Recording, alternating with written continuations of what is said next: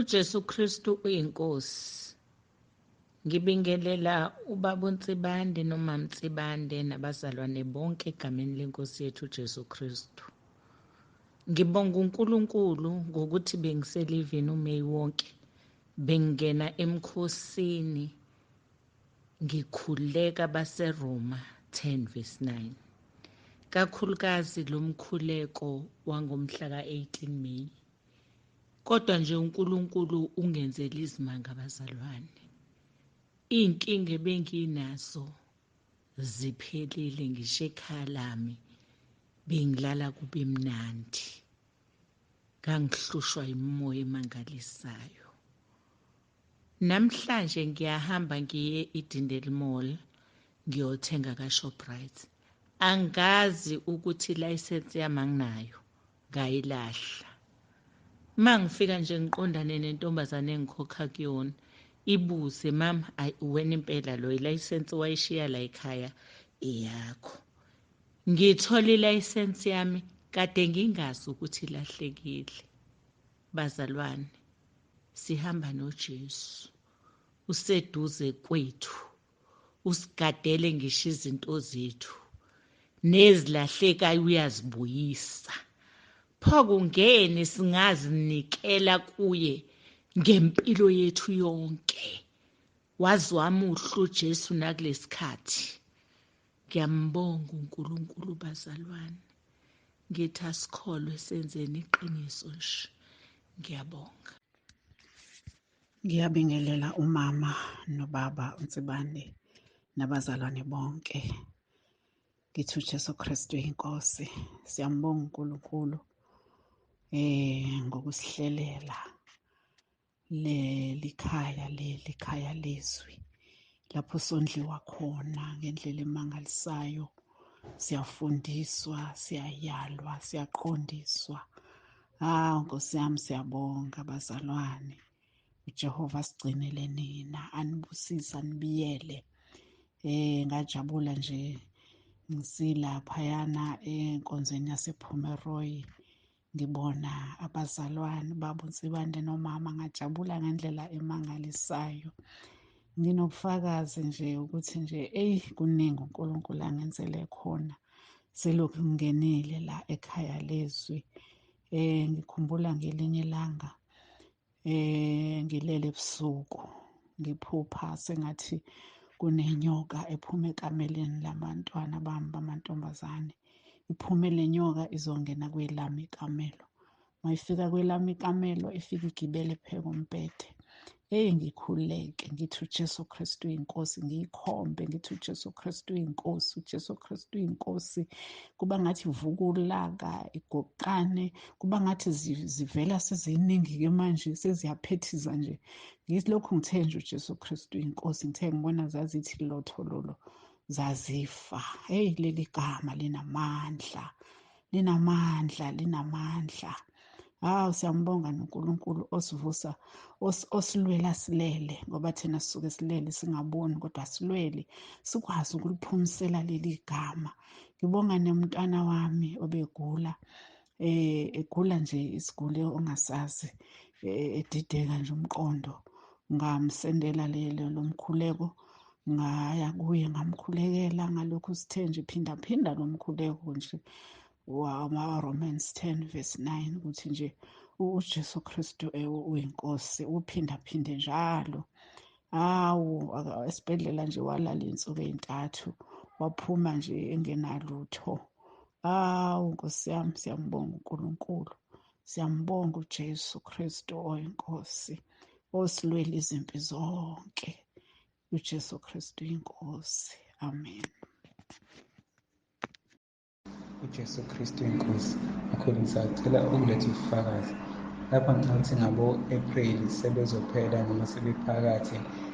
Uvele kwathi uma ngifunda izwi ngaphathwa ubuthongo emehlweni ngendlela eyisimanga. Kwenzeka nje iy'nsuku zilandelana ukuthi ngithi uma ngiqala ngithi ngiyafunda mhlawumbe kufika ukuzamula. Kwesinye isikhathi bengapheli ngisho 10 noma 5 minutes ngisafunda, amehlo avele agcwele ubuthongo ngendlela eyisimanga. Kepha ngomsa uNkulunkulu ngakhuleka ngisho nabaseRoma 10 verse 9 ngoba ngiyakhumbula ngathi ngosuku wagcina lo mphatha ngaguqa ngakhuleka abaseRoma 10 verse 9 ngase ngiyasho ukuthi ngase ngiyabonga ukuthi sengikhululekile nangempela ngomsa kaNkulunkulu sengi-right ngale ndlela eyisimanga ngathi sekungcono ngisho nasekuqaleni ngoba ngisho njengoba bengisesontweni kuleli viki elidlulile ngikwazile ukuyilalela nje kahle inkonzo ngaphandle kophatha ubuthongo nami ngize ngathonga ngoba kwesinye isikhathi bekungifikela ubuthongo noma bengingalali kodwa bekufika nti kuleli viki elidlulile kube kuhle kakhulu. Okunye ngize ngiye esontweni uNkulunkulu ongenzele umusa ngithe ngithi ngisabikela umama osiphethe njengabantu abasha ukuthi ngeke ngikwazi ukuza esontweni. Ngivele ngishilo nje ngangamchazela izizathu wase eyangibuza izizathu ukuthi yini ndaba ungezi ngase ngiyasho ukuthi kungenxa ukuthi imali anginayo.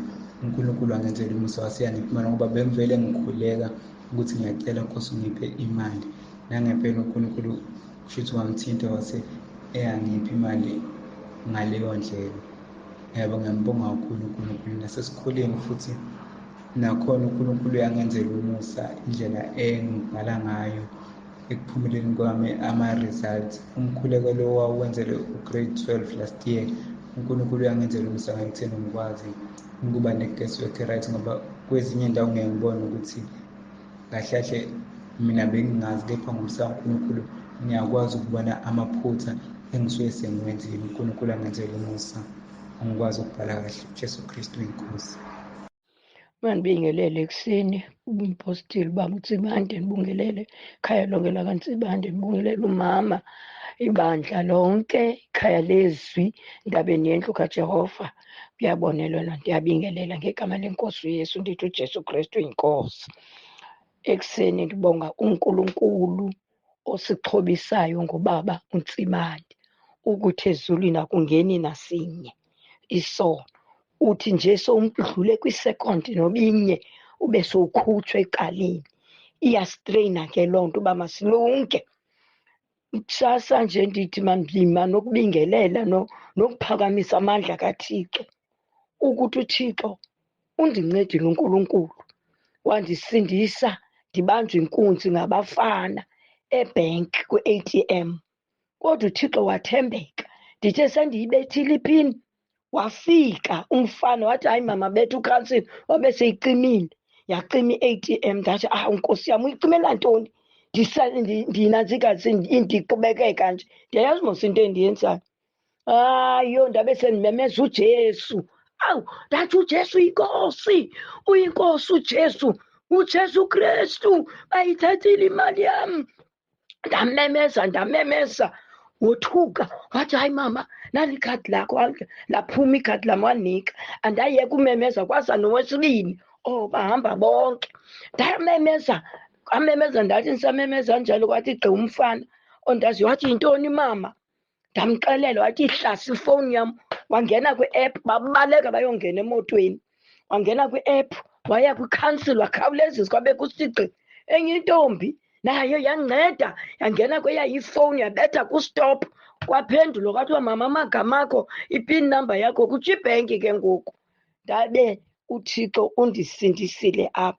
Xa ndisiya ebhenki kwathiwa akho mali ithathiweyo, mandize ne-proof of address, ndize nenantsika ndizawutshintshelwa ikhadi nephini yonke into. Kodwa imali yam khange ichukunyiswe ngongendawo. Ndithi uJesu Kristu uyinkosi. Ndiyabonga. Amen. uJesu Kristu inkosi baba Tsimane, ngiyabingelela ubaba, ngibingelela umama. Ngicela ukubonga uNkulunkulu ngento angenzele yona. Bengigula ngahlala ekhaya kade ngisebenza ngaye kumsebenzi. Kwakhona imali efanele iphume emsebenzini ingihluphe ingaphumi zonke insuku ngithi ngihambisa ama-forms agcwalisiwe. Lawo ma-forms abuyise kuthiwa ngiqale phansi njalo kuthiwa izinto zami aziphelele. Kodwa ngelinye ilanga ngafonelwa ngezwe sekuthiwa ngilethe izinto ngabona imali isingena. Ngathi uNkulunkulu ngiyambonga, ngihlezi ngikhuleka ngithi uNkulunkulu ngicela unginike le mali ngoba sengihlele ekhaya ngisasebenzi sekufanele ngizondle mina. Ekugcineni uNkulunkulu wangenzela umusa, imali uNkulunkulu yaphuma leyo mali emsebenzini. namanje ngiyambonga uNkulunkulu, ngiyaphakamisa ubukhulu bakhe, ngithi uJesu Kristu inkosi. Ngiyabonga Baba. uJesu Kristu uyinkosi Tata. Ndiyabulisa kuwe nakuma egameni lenkosi uJesu Kristu waseNazarethe. Ndibulise entabeni indlu kaJehova kuyabonelelwa. Ndibulise ekhaya lezwi ngegama lenkosi uYesu Kristu waseNazarethe. Tata, ndiza nobungqina obuthi khona umama esihlala kunye, siqeshe kunye iflat.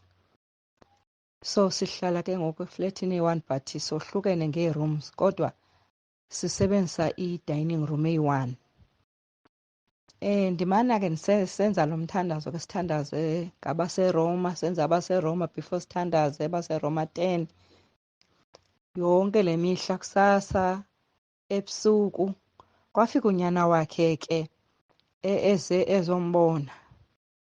Xa efika unyana wakhe uyasebenza but usebenza 1 day evekini. Hayi ke nonyana wakhe ufika kwakhe sithandaze, ndithi masicela sithandaze senza abaseRoma.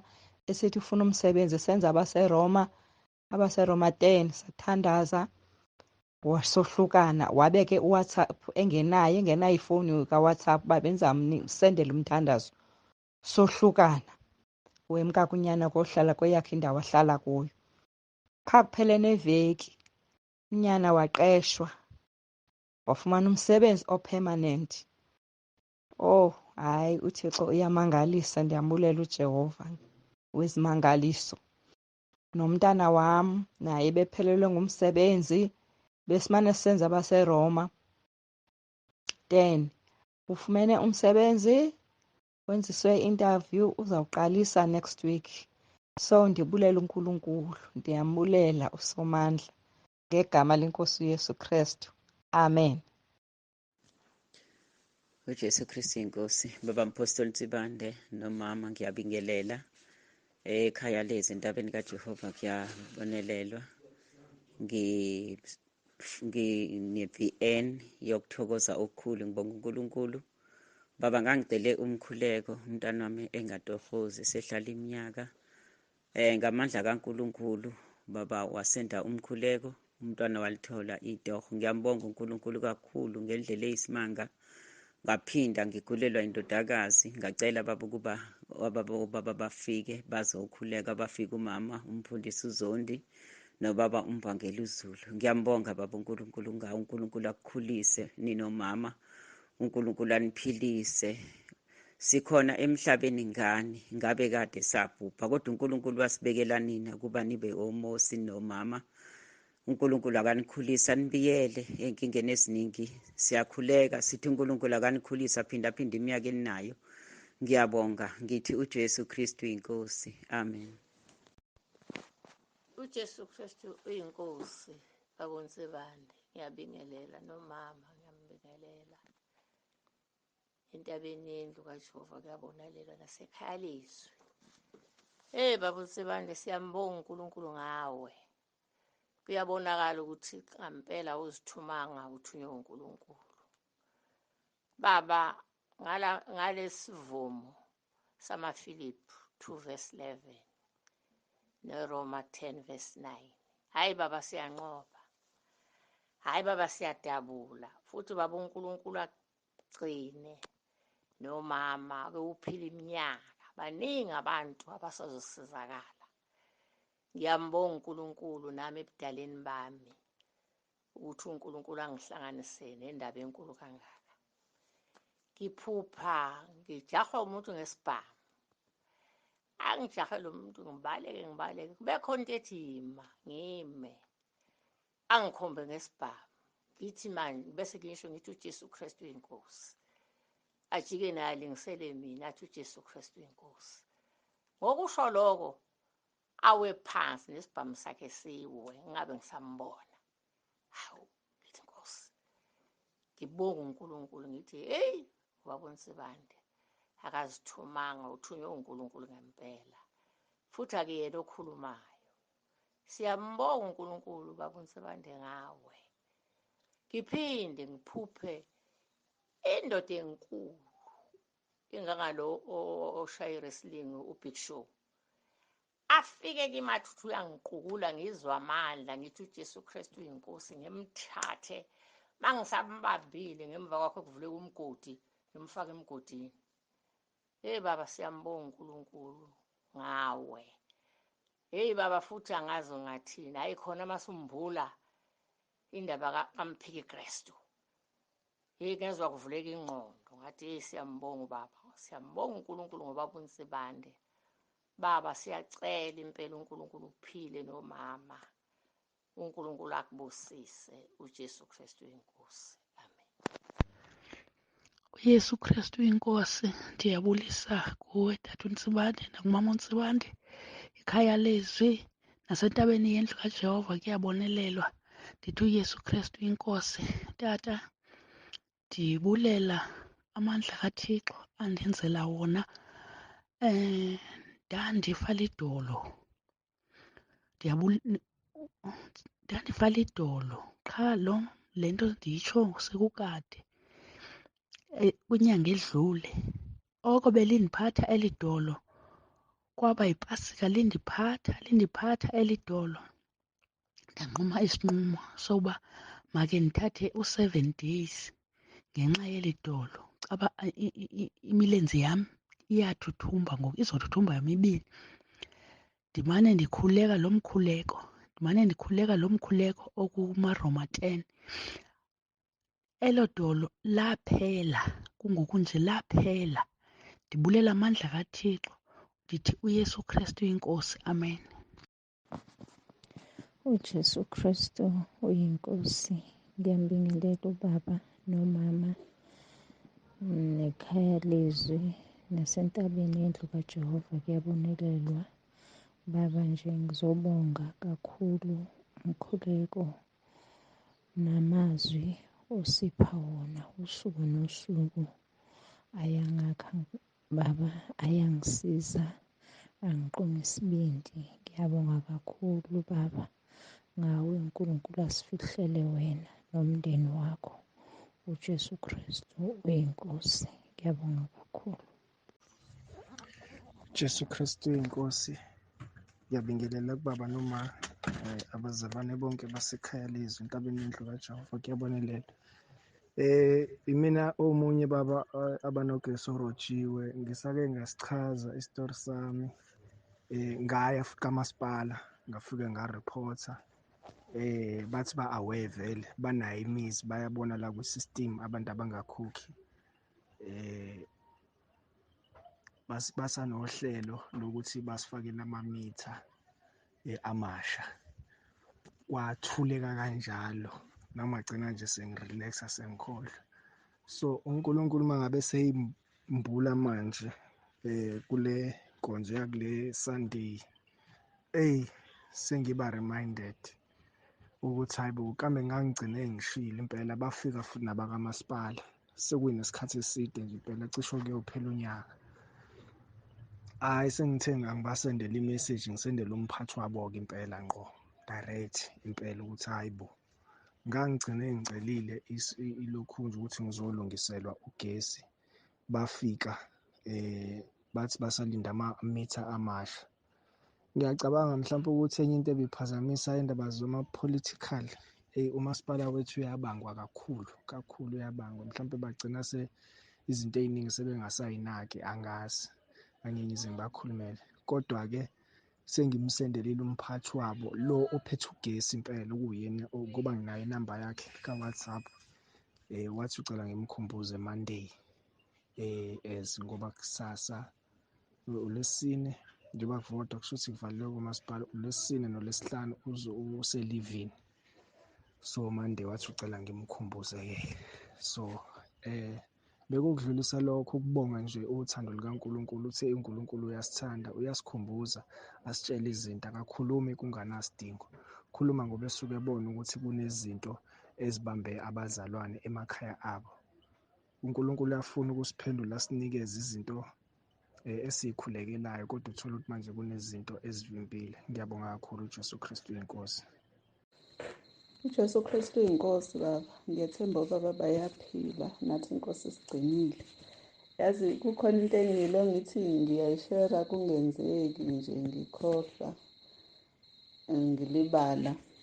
Ngesikhathi sisenkonzweni yephasika kwakunikelwa-ke. Nansi-ke i-queue eyaphambili ukunikela ubaba ehlezi kuleso sihlalo lapho endaweni yakhe asuke ehlezi khona. Ngangingekho-ke mina kwi-queue, ngangiyibuka nje ngiseceleni. Emqondweni wami bese kufika nje umcabango ngendaba yokuvunywa kwezono nangendlela ezivunywa ngayo entabeni. Ngisho njalo yebo, entabeni nasekhaya lizwi. Bese kufika nje leyo ndaba-ke yokuvunywa kwezono, ngibuka abantu behamba beya phambili.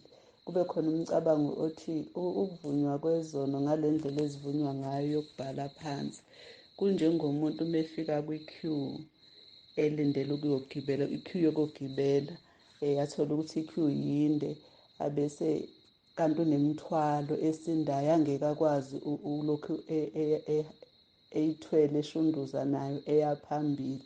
Abese vele eyithatha eyisa phambili, afike ayibeke kumuntu wokuqala okhona lapho, abuyele emuva yobamba i-queue.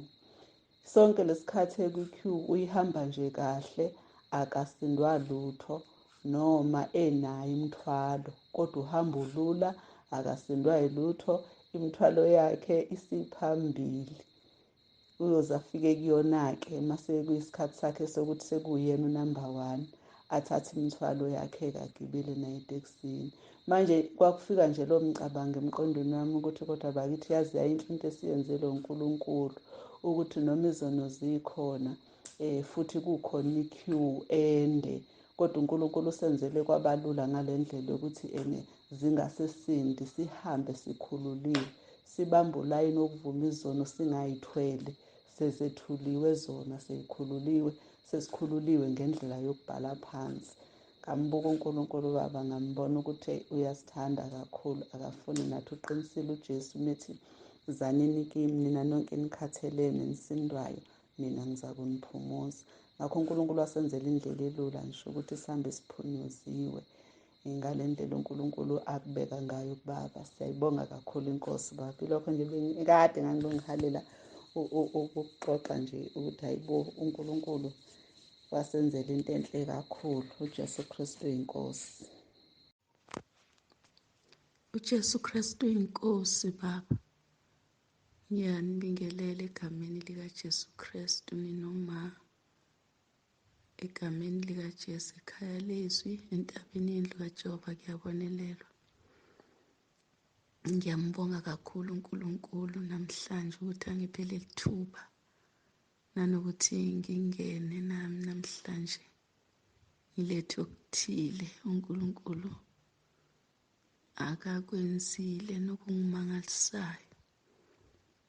Ensukwini cishe bekuyiviki edlule ugrade 5, umeme wa grade 5 wadiscover ukuthi umntwana wakhe unenkinga, wathelele kwakhona into emgxoba esithweni sakhe sangasese, kodwa ngazi ukuthi wayengakazumeki. Lento akayibonanga mayibuza umamakhe ukuthi mayini lento engigxobayo, wathi umamakhe naye akayiboni. Umntwana manje uyakhala, yabona nje akakwazi ukukhopha. Abeseza kumina akangitshele, athi nje naye akazi manje sefonela nomama wakhe. Umemi lona ukhona ekhaya lezwi. Sefonela nomama wakhe, yabona. Hey, ngiqale ngizibe nje-ke. Hayi, ngibona ukuthi hayi indaba iyaqhubeka. Ngese ngiyambiza umntwana. Ngibone futhi ukuthi nomemi wakhe uyafuna ukuthi ngi-attende le ndaba, ngimkhulekele umntwana. Bese ngiyambiza umntwana ngixoxe naye, ngimtshela ukuthi uyazi angithi ukuthi ngikholelwa kuJesu naye. Ngamtshela eseka grade 4, wathi yena ka grade 5 bayathandaza, yebo. ngase sengithi ingane yami-ke sizokhuleka-ke umkhuleko uzolalela emva kwaloko ekugcineni bese usho uRoma 10 verse 9 ayavuma umntwana asho. Bese ngithi-ke sizolokhu sisho-ke 3 times. Hhayi nangempela namhlanje ngiyambiza-ke sengithi-ke unjani, uthi hhayi ngi-right. Ngithi okusho ukuthi umkhuleko awusawudingi, wathi hhayi ngiyawudinga ngoba akukapholi kahle. Yavele yangithinta leyo nto ngaphinde ngamkhulekisa. Ngiyambonga kakhulu uNkulunkulu, ngithi uJesu Kristu uyinkosi. uYesu Kristu uyinkosi tata. Ndiyabulisa kutata uNtsebande nomama uNtsebande, ndibulise ekhaya lezwi, ndibulise entabeni yendlu kaJehova, ndithi uYesu Kristu uyinkosi. Tata, ndizobulela uThixo ondincedileyo kakhulu. Ndithi mandizowabonga amandla akhe. Abantwana bethu ebebeye ebholeni nge-11 zikaMeyi, xa bebuya behamba ngemoto, yawa imoto yabo ngokuphazanyiswa yinja, yawa futhi yabhukuqa, balimala abantwana, abanye abalimala. Kodwa okona ndizokuphakamisa kuThixo, ndizokubulela kakhulu, ndizobulela uba akho nomnye owaphuma umphefumlo. Noba bekhona abalimeleyo bophukile, ngikhange kubekho ubungozi obungakanani, ibe kukubetheka, abanye ke bagruzukile nje, abanye abenzekanga nto. Ndiyambulela uThixo indlela asincede ngayo ngabantwana bethu, ngoba ngoku ngesikhala into esingayaziyo, kodwa ngenxa kaThixo. Ndiyambonga uThixo wethu bangcwele, ndiyambonga uThixo simthandazayo, imisebenzi yakhe mikhulu. Ndimbonga uThixo nangotata wethu uTata uNtsibande, ngoba uTata uNtsibande ukuba wayengavumanga ukuthunywa ukuba enze lo msebenzi, ngesibe sikwiingxaki ezimbi ezahlukahlukeneyo, kodwa ngenxa yothando lwakhe awavumayo yena, wanyamezela, wathanda uThixo wakhe ukuba makamsebenzise. Namhlanje nathi singabantu sibona kukuhle, sineento ezitshintshayo ezimpilweni zethu. Ndiyambonga uThixo kakhulu nangemfundiso esifundiswa ngazo ekhaya lezwi. Sazi izinto ebesingazi uba singaze sizazi. Namhlanje nje kudingeka nje uba sihlale sithobele, simamele intando kaThixo. Ndiyambulela uThixo kakhulu ngale femeli, uThixo ayisikelele. uYesu Kristu inkosi.